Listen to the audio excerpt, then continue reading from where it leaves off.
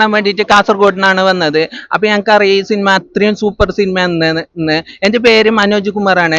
ചില ആള് കഴിഞ്ഞ ആടുജീവിതത്തിന് വന്ന ശേഷം എന്നോട് പറഞ്ഞ് ടൈഗർ അണ്ണൻ ആടണ്ണൻ എന്ന്. ആടണ്ണൻ ടൈഗർ അണ്ണൻ എന്നല്ല, എൻ്റെ പേര് മനോജ് കുമാർ. കാസർഗോഡിന് വേണ്ടിയിട്ട് നിവിൻ പോളി എൻ്റെ ഫിലിം കാണാൻ വേണ്ടിയിട്ട് തന്നെ ഇവിടെ ഇത് എറണാകുളത്തേക്ക് വന്നതാണ്.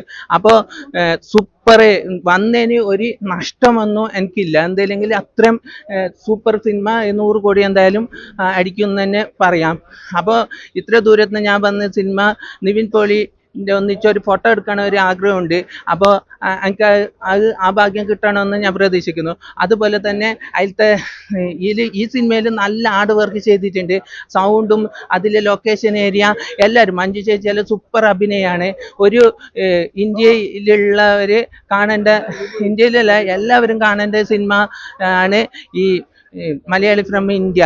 അപ്പോൾ ഡയറക്ടറോട് തന്നെ നന്ദി പറയുന്നു. അത് അത്രയും മനോഹരമായ സിനിമയെന്ന് മലയാളി ഫ്രം ഇന്ത്യ എന്ന് പറയാം. അപ്പോൾ ഞങ്ങൾക്ക് ആദ്യത്തെ രാവിലത്തെ കുറച്ച് സമയം കാണാൻ പറ്റാത്തതുകൊണ്ട് വളരെ ദുഃഖമുണ്ട്. എന്തെന്ന് പറഞ്ഞാൽ ട്രെയിൻ ലേറ്റ് ആയതുകൊണ്ട് എനിക്ക് ഈ സിനിമ പകുതി കാണാൻ പറ്റിയിട്ടില്ല. അപ്പോൾ എനിക്ക് ഭയങ്കര ഇഷ്ടപ്പെട്ടു ഈ സിനിമ. ലാസ്റ്റ് എനിക്ക് ആ കുട്ടീൻ്റെ ഇതെല്ലാം അച്ഛനെ ഉപദേശിച്ച കുട്ടി പറയുമ്പോൾ ഭയങ്കര കണ്ണീര് തന്നെ വന്നു. ഈ സിനിമയിൽ പൊളിയാണ് സിനിമ. തീപ്പാറിന്ന് പാറുകയാണെന്ന് നിവിൻ പോളി പാറുകയാണെന്ന് തന്നെ പറയാം ഈ സിനിമയിൽ. ഓക്കെ. ഓഹോ, മനോജ് കുമാർ.